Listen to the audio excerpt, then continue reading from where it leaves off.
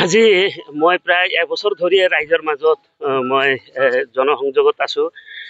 বিভিন্ন সমস্যা তথা বিভিন্ন সময়ত ৰাইজৰ বিভিন্ন অনুষ্ঠান তথা ৰাইজৰ চোতালত গৈ সদায় আমি সভা সমিতি পাতি আমি যি কাৰ্যপন্থা চলাইছিলো তাৰ আজি ফল হিচাপে UPPL দলে নাগাজুলি সমষ্টিৰ পৰা মোক প্ৰাৰ্থিত্ব ৰূপে প্ৰক্ষেপ কৰিছে আৰু মই আশা ৰাখিছো যে অহা দিনত বিজেপিয়ে ইয়াতে দুবাৰ জিকিছে তো ৰাইজ তেওঁলোকৰ ওপৰত অতিষ্ঠ।